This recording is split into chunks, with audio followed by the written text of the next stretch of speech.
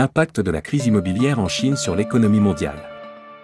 Pendant des décennies, l'économie chinoise a dépendu d'un secteur immobilier en plein essor, alimenté par la croissance démographique. La Chine en 1950 comptait 500 millions d'habitants et était très pauvre et sous-développée. Quelques décennies plus tard, soit environ 6, elle comptait 1,37 milliard d'habitants et s'est hissée à la place de seconde puissance économique mondiale derrière les États-Unis.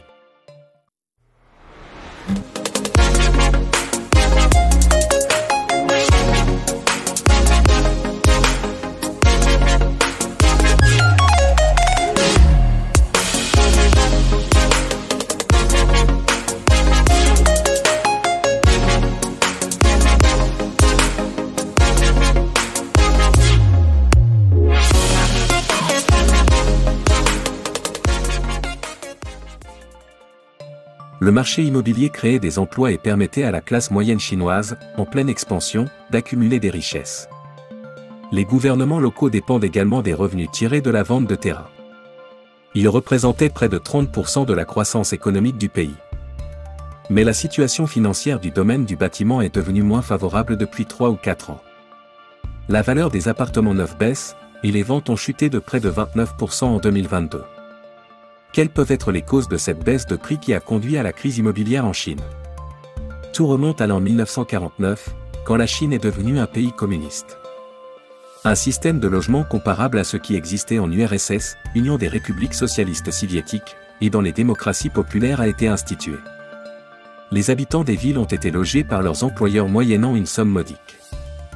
D'autres étaient logés dans les habitats gérés par les municipalités.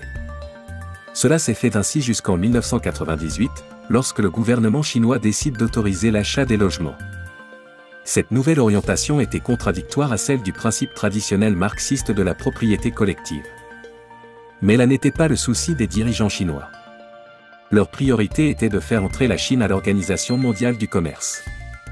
Et pour ce faire, il était judicieux de libéraliser une partie de l'économie chinoise, et c'est le marché de l'immobilier qui a été choisi.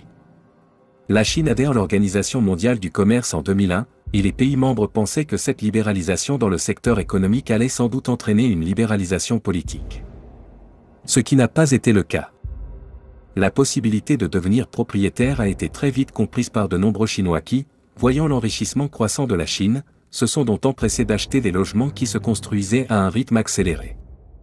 Cette croissance immobilière a duré jusqu'au milieu des années 2010. Dans toutes les villes chinoises, traditionnelles ou nouvelles, des immeubles et des tours modernes ont transformé le paysage urbain. Aujourd'hui, presque 80% de la population chinoise est propriétaire. Les constructions ont continué sans prendre en compte le facteur de limitation de naissance imposé par le gouvernement. La Chine se retrouvant ainsi avec plus de logements que de population, ouvrant ainsi les portes à la crise. Rappelons que la politique de l'enfant unique, ou politique de planification des naissances, et la politique publique de contrôle des naissances mise en œuvre par la République populaire de Chine de 1979 à 2015. Destinée à éviter la surpopulation du pays, elle se manifeste essentiellement par la pénalisation des parents de plus d'un enfant, mais aussi par la réalisation d'avortements et de stérilisation par la force. Assouplie pour les familles paysannes dans les années 1980, elle introduit en 2013 une nouvelle exception pour les couples dont l'un des membres est lui-même un enfant unique, puis est remplacée à partir du 1er janvier 2016 par une politique fixant le nombre maximal d'enfants à 2 par famille. En 2021, l'assouplissement est porté à 3 enfants par famille. En juillet 2022, le gouvernement annonce que les pénalités au-delà de 3 enfants sont supprimées. Origine de la crise immobilière en Chine. Les origines de la crise immobilière que traverse la Chine en ce moment sont nombreuses. 1. Pour les acteurs de la société civile, cette crise est étroitement liée aux mesures prises par le gouvernement chinois pour freiner la spéculation immobilière, qui consiste à investir dans des biens ou des actifs immobiliers, pour les revendre ultérieurement en réalisant du profit. Les restrictions sur les achats de propriétés et des exigences de mise de fonds jugées trop élevées sont des exemples. De même, les autorités ont coupé l'accès aux prêts faciles en 2020, mettant certains promoteurs en grande difficulté, et les acheteurs avec eux. 2. Les spécialistes de l'économie chinoise ajoutent que cette situation résulte également de l'endettement élevé des promoteurs immobiliers du pays. Ayant enregistré des méventes, ces derniers sont incapables de rembourser leurs dettes. 3. Par ailleurs, d'autres personnes pointent du doigt les politiques de contrôle de naissance instaurées par le gouvernement chinois. Celles-ci sont à l'origine de la baisse de demande en logement observée sur le marché immobilier. La population du pays ne croît plus comme dans les années 1990. 4. Les personnes en capacité de payer un logement l'ayant déjà fait, la société se retrouve sans clients, et donc, sans argent pour payer leurs dettes ou encore, de livrer les chantiers déjà payés. Provoquant ainsi une panique qui a conduit à des manifestations. Ici, certains au bord de la crise de nerfs. Des manifestants très remontés qui réclament leur dû. La raison de la colère, la crainte de la faillite du groupe Evergrande, géant de l'immobilier chinois, écrasé par une dette de 260 milliards d'euros. À ces raisons, il faut ajouter la surproduction. Les promoteurs immobiliers ont lancé plus de chantiers qu'il n'en fallait, sans toutefois étudier la demande. Et actuellement le pays fait face à une situation où l'offre est supérieure à la demande.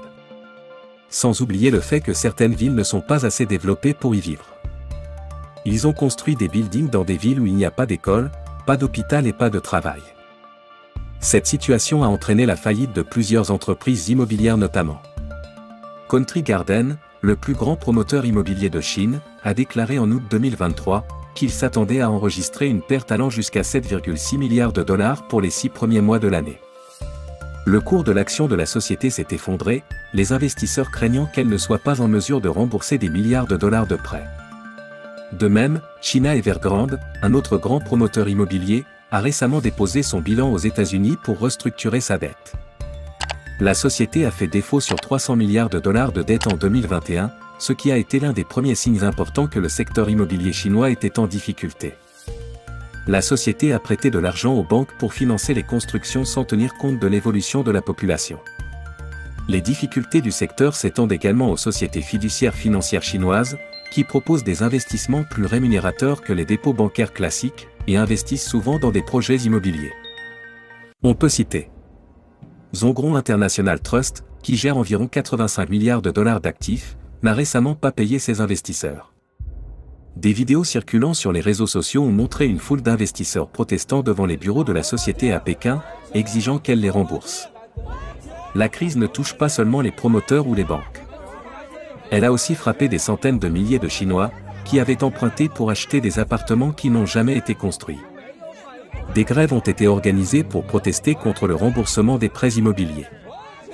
Des villes qui se construisaient pour les riches, composées des politiciens, des hommes d'affaires, des ambassadeurs et des invités politiques se transforment en villes fantômes.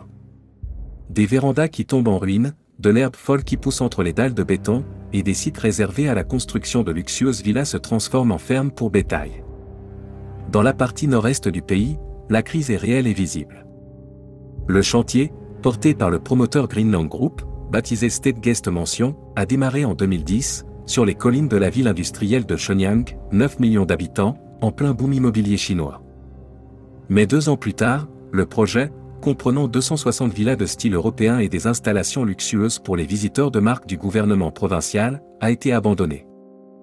Désormais, la campagne a repris ses droits. Des agriculteurs labourent la terre où des jardins stylisés étaient prévus pour des clients riches et bien connectés politiquement. Des chiens errants traînent près de poulaillers de fortune. Les villes fantômes, comme le lotissement en construction près de Shenyang, font désormais partie du paysage en Chine. Difficile de savoir leur nombre, en l'absence de statistiques officielles sur le sujet. Un rapport d'un groupe de recherche affilié à une association officielle de Shanghai estimait qu'en juin 2022, près de 4% des chantiers de logement dans le pays avaient été abandonnés en cours de route, soit une surface de 231 millions de mètres carrés. Avec leurs murs inachevés et leur aspect surréaliste, ces villes fantômes attirent une nouvelle génération d'explorateurs urbains. Quel est l'impact de cette crise immobilière sur l'économie de la Chine ? Bien que les chiffres officiels montrent que les prix de l'immobilier n'ont que légèrement baissé ces dernières années, les réalités sur le terrain suggèrent autre chose. La richesse financière des ménages chinois est concentrée dans l'immobilier. L'arrêt des travaux dans le secteur de l'immobilier entraîne une hausse du taux de chômage à 20%. Tout cela a renforcé les craintes d'un nouveau ralentissement de la croissance économique de la Chine. Ce qui, dans ce monde interconnecté, aurait des effets de grande ampleur. La Chine représente aujourd'hui près d'un dixième de la demande mondiale de matières premières. Ses exportations représentent plus d'un dixième des exportations mondiales de produits manufacturés de moyenne et de haute technologie. La Chine est devenue un grand exportateur de produits électroniques, ou liés aux technologies de l'information, et est aujourd'hui le principal fournisseur des États-Unis en électronique grand public, lecteurs DVD, ordinateurs portables, téléphones portables, etc. Selon une étude réalisée par la Réserve fédérale américaine en 2019, les économistes ont estimé qu'une baisse de 8,5% du PIB chinois entraînerait une chute de 3,25% dans les économies avancées du monde, et de près de 6% dans les économies émergentes du monde. Les analystes ont récemment abaissé les prévisions de croissance de la Chine pour 2023 à 4,5%. On se demande s'il s'agit d'un nouveau moment Lehman Brothers, la banque initiatrice de la crise des subprimes liée aux prêts hypothécaires survenus en 2008 aux États-Unis. En 2008, Lehman Brothers, l'une des plus grandes banques d'investissement des États-Unis, s'est déclarée en faillite, en raison de son exposition à des créances douteuses, liées à des prêts hypothécaires, ce qui a contribué à une récession mondiale massive. Toutefois, la Chine est plus à même de prendre des mesures que les États-Unis, compte tenu de la structure du gouvernement chinois, et de la manière dont les choses sont mises en œuvre. Il ne faut pas oublier que le gouvernement a l'intention de réduire le secteur de l'immobilier depuis un certain temps. Les décideurs politiques se rendent compte que certains promoteurs sont beaucoup trop agressifs, et qu'ils empruntent trop. Depuis 2019, le président chinois Xi Jinping répète un mantra selon lequel le logement est fait pour vivre, pas pour spéculer. Pour relever la situation causée par le projet de ralentissement de la croissance du secteur immobilier, le gouvernement chinois incite les banques chinoises à injecter 174 milliards d'euros dans le secteur pour lui donner un peu d'air. En clair, pour permettre aux promoteurs de terminer la construction des projets déjà vendus et ainsi mettre fin à la crise. On se demande s'il y a des risques des contagions et des possibilités qu'elle affecte l'économie mondiale comme celle de 2008 aux États-Unis d'Amérique. Selon les spécialistes, la crise elle-même ne comporte pas les risques de contagion. Car les financiers occidentaux n'ayant pas investi dans l'immobilier en Chine, ne sont pas exposés. Et si la chute persiste, les grosses banques chinoises qui sont pour la plupart publiques et soutenues par l'État viendront à la rescousse du secteur immobilier. Ainsi donc il n'aura pas d'effondrement ni de répercussions mondiales comme ce fut le cas en 2008 aux États-Unis. Bien que le risque de propagation soit moindre, certains secteurs tels que la production des matières premières étrangères ne sont pas à l'abri. Les grands groupes miniers qui fournissent du charbon et du fer ressentent déjà le ralentissement chinois. Nous prenons l'exemple du groupe australien BHP qui enregistre à juin 2023 ses profits les plus faibles depuis la fin de la crise Covid et ce parce que ses clients chinois sont au ralenti. La crise immobilière en Chine est à suivre de très près car en tant que deuxième puissance économique mondiale, cette crise ne saurait passer sans laisser des traces.